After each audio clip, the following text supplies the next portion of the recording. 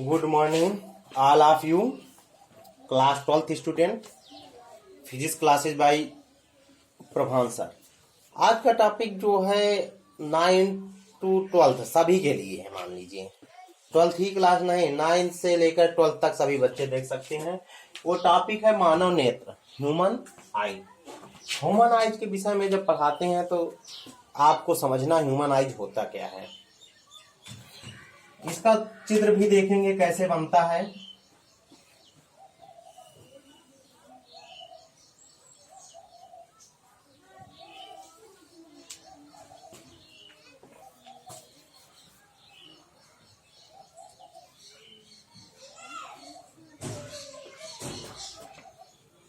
ये जो बाहरी भाग है खोखला का जो मानव नेत्र होता है, एक प्रकार का खोखला गोला होता है। मानव नेत्र एक प्रकार का खोखला गोला होता है। क्या होता है? खोखला गोला होता है। इसके विभिन्न भाग होते हैं। पहला भाग यही है कि मानव नेत्र का जो ऊपरी परत होती है वो श्वेत अपारदर्शी परत होती है, जिसका नाम होता है दृढ़ पटल। ये दृढ़ पटल है। श्वेत अपारदर्शी परत होती है जिसका नाम क्या होता है? दृढ़ पटल। मानव नेत्र के सामने का जो उभरा हुआ भाग होता है, ये मानव नेत्र के सामने का उभरा हुआ भाग होता है। इस उभरे हुए भाग का नाम होता है कॉर्निया। क्या होता है? कॉर्निया। कॉर्निया होती है। कॉर्निया के ठीक पीछे एक अपारदर्शी झिल्ली होती है, रंगीन अपारदर्शी झिल्ली होती है, जिसका नाम होता है आइरिस। क्या होता है? आइरिस।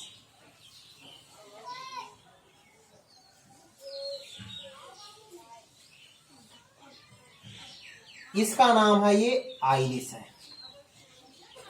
आइरिस, ठीक है। इसके पश्चात यहां पर नेत्र लेंस होता है। नेत्र लेंस होता है जो कि नेत्र लेंस विभिन्न मांसपेशियों से, ये मांसपेशियां होती हैं, इनका नाम होता है मांसपेशियां।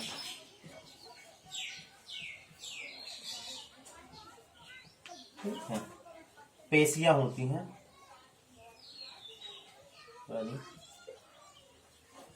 पेशियां। ये मांसपेशियों के माध्यम से ये नेत्र लेंस उन्हीं के चंगुल में फंसा रहता है, मांसपेशियों के सहारे। इनके बीचों बीच यहां पर जलीय द्रव भरा होता है, जो कि नमकीन होता है। जलीय द्रव। और इस कॉर्निया के ठीक बीचों बीच एक काले रंग का छिद्र होता है। उस काले रंग के छिद्र को कहते हैं नेत्र तारा या पुतली। नेत्र तारा या पुतली कहते हैं। क्या कहते हैं? पुतली कहते हैं। यह नमकीन द्रव होता है। इस नेत्र लेंस के ठीक पीछे यहां पर भी एक अन्य द्रव भरा होता है। उस द्रव का नाम होता है कांच का द्रव। कांच का द्रव, अर्थात इसे कचाव द्रव भी कहते हैं। क्या कहते हैं? कचाव द्रव कहते हैं। दृढ़ पटल के ठीक नीचे अपारदर्शी झिल्ली होती है, काले रंग की झिल्ली होती है, जिसका क्या कहते हैं? कोरोइड कहते हैं। कोरोइड झिल्ली। और सबसे निचले भाग में एक रेटिना होती है, और उसके नीचे एक पीले रंग का भाग होता है जिसे पीत बिंदु कहते हैं। और ये जो लास्ट बिंदु है यहां पर होता है अंध बिंदु। इस अंध बिंदु के माध्यम से प्रकाश जब प्रकाश सिराओं के, यहां पर प्रकाश सिरा है, अंध बिंदु के माध्यम से जब प्रकाश प्रवेश करता है जाकर, तो वो बता देता है कि क्या वस्तु है, मतलब कि इसी के माध्यम से मस्तिष्क को सूचना पहुंच जाती है अंध बिंदु के माध्यम से। और पीत बिंदु का काम होता है कि सुस्पष्ट प्रतिबिंब दिखाई देना। तो ये है इसके विभिन्न भाग। अब आते हैं एक एक के विषय में, जानते हैं कि मानव नेत्र एक प्रकार का खोखला गोला है। मानव नेत्र एक प्रकार का खोखला गोला है। इसके निम्नलिखित भाग होते हैं। पहला भाग क्या होता है? दृढ़ पटल। दृढ़ पटल क्या होता है कि मानव नेत्र का जो उभरा हुआ पूरे मतलब श्वेत परत होती है, जो सफेद रंग की ये परत होती है, बाहरी परत होती है। बाहरी परत जो सफेद रंग की होती है और अपारदर्शी परत होती है, उसका नाम होता है दृढ़ पटल होता है। उसका नाम क्या होता है? दृढ़ पटल। उसके पश्चात आता है कार्निया, दूसरा भाग। कार्निया नेत्र, मानव नेत्र के जो सामने का जो उभरा हुआ भाग है, ये उभरा हुआ जो भाग है, ये जो उभरा हुआ भाग होता है, उसका नाम होता है कार्निया। उसका नाम क्या होता है? कार्निया होता है। वो कार्निया से ही जो भी प्रकाश होता है या प्रवेश करता है, मनुष्य के नेत्र में जो भी प्रकाश होता है, कार्निया के माध्यम से ही प्रवेश करता है। और ये कार्निया क्या होती है? पारदर्शी होती है। ठीक है। कार्निया उतना ही प्रकाश प्रवेश करने देती है जितना कि उसके लिए आवश्यक होता है। कार्निया के ठीक अगला भाग आता है आइरिस। ये 1 नंबर है, ये दूसरा नंबर हेडिंग पड़ेगी, ये तीसरे नंबर हेडिंग पड़ेगी। तीसरे नंबर में आइरिस। कार्निया के ठीक पीछे रंगीन अपारदर्शी झिल्ली होती है, जिसे क्या कहते हैं? आइरिस कहते हैं। जिसे क्या कहते हैं? आइरिस कहते हैं। फिर इसके पश्चात आइरिस के बाद क्या आता है? नेत्र लेंस होता है। मांसपेशियों से सटा हुआ एक लेंस होता है, जो कि उत्तल लेंस होता है। कैसा लेंस होता है? उत्तल लेंस होता है। और इसको मांसपेशियां उसको सटाए रखती हैं। ये जो लेंस होता है विभिन्न परतों का बना होता है। विभिन्न परतों का बना होता है लेंस, नेत्र लेंस। और इसमें ये जब विभिन्न परतों का होता है, तो इस लेंस में के बाहर की ओर अपवर्तनांक होता है, बाहर से भीतर की ओर बढ़ता है। कहने का मतलब है लेंस के वक्ता त्रिज्या जो छोटी होती है, पिछले भाग की नेत्र लेंस की वक्ता त्रिज्या छोटी होती है और अगले भाग की वक्ता त्रिज्या क्या होती है? बड़ी होती है। जैसे कहने का मतलब है इसके पीछे भाग की वक्ता त्रिज्या छोटी पाई जाती है और अगले भाग की वक्ता त्रिज्या बड़ी, क्योंकि प्रतिबिंब बनाना है भाई। तो ये देख सकता है नेत्र लेंस के। फिर इसके पश्चात आता है, इसका नाम क्या है? नेत्र लेंस है। नेत्र लेंस है चौथा भाग। फिर इसके पश्चात आता है इसका बीचों बीच, नेत्र लेंस के ठीक बीचों बीच एक काले रंग का छिद्र होता है। ये काले रंग का छिद्र होता है। यहां पर काले रंग का जो छिद्र होता है, उस काले रंग के छिद्र को कहते हैं नेत्र तारा या पुतली कहते हैं। नेत्र लेंस के ठीक बीचों बीच एक काले रंग का छिद्र होता है, जिसे नेत्र तारा या पुतली कहते हैं। और नेत्र तारा या पुतली की एक विशेषता होती है कि बहुत अधिक प्रकाश होने पर, बहुत अधिक जब प्रकाश होता है तो अपने आप वो छोटी हो जाती है। बहुत अधिक प्रकाश होने पर वो अपने आप क्या हो जाती है? छोटी हो जाती है। और अंधकार जब होता है तो अपने आप वो बड़ी भी हो जाती है। इसकी सबसे बड़ी ये विशेषता होती है। कहने का मतलब है उससे सीमित ही प्रकाश प्रवेश कर पाता है। ज्यादा प्रकाश प्रवेश नहीं कर सकता, सीमित ही प्रकाश उससे प्रवेश करता है। फिर बात आती है कि ये जली द्रव। 5वें नंबर पे क्या है? जली द्रव। जली द्रव क्या होता है? जली द्रव ये आइरिस और नेत्र लेंस के ठीक बीचों बीच एक नमकीन पारदर्शी द्रव होता है। कैसा द्रव होता है? एक नमकीन पारदर्शी द्रव होता है। और जिस नमकीन पारदर्शी द्रव होता है, इस द्रव से प्रकाश प्रवेश भी कर जाता है।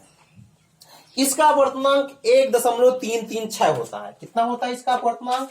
1.336 होता है इसका अपवर्तनांक होता है इसका 1.336 होता है इसका अपवर्तनांक।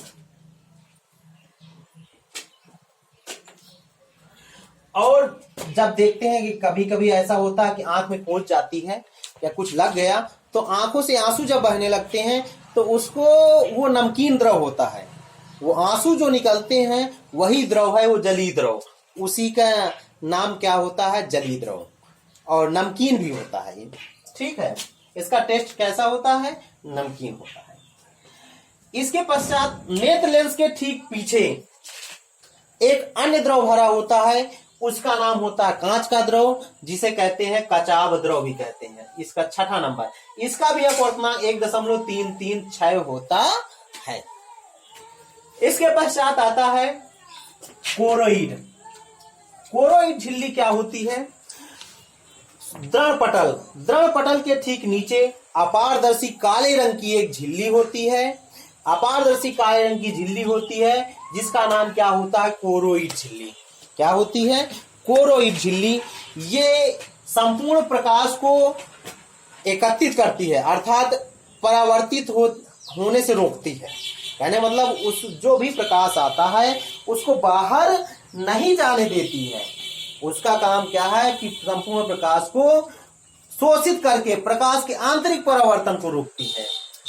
संपूर्ण प्रकाश को शोषित करके उसके आंतरिक परावर्तन को क्या करती है? रोकती हो।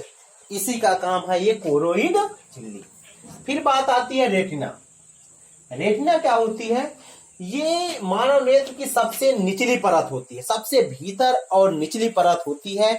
उसका नाम होता है रेटिना। जो कि रेटिना का काम क्या होता है कि प्रतिबिंब रेटिना पर ही बनता है। जो प्रतिबिंब रेटिना पर ही बनता है, 8 नंबर पर है रेटिना। रेटिना पर ही मनुष्य का प्रतिबिंब बनता है, जैसा भी बनता है। फिर इसके पश्चात क्या होती है? और ये जो रेटिना होती है पारदर्शी झिल्ली होती है। रेटिना कैसी होती है? पारदर्शी झिल्ली होती है। इस पारदर्शी झिल्ली से प्रतिबिंब बनता है, चाहे रंग बिरंगा हो। ठीक है। फिर इसके पश्चात आता है कि अंधबिंदु। अंधबिंदु क्या होता है? अंधबिंदु कहने का मतलब प्रकाश शिराओं के माध्यम से जो भी प्रकाश है प्रवेश करता है। प्रवेश करने के पश्चात यह निर्धारित करता है कि प्रतिबिंब के रंग, रूप, आकार, ज्ञान मस्तिष्क तक पहुंचाता है प्रकाश शिराओं के माध्यम से। और वो जब मस्तिष्क में पहुंचता है तो उस स्थान पर प्रकाश का कोई प्रभाव नहीं पड़ता है। और जब उस स्थान पर कोई प्रकाश का प्रभाव नहीं पड़ता, उसका नाम क्या होता है? अंध बिंदु होता है।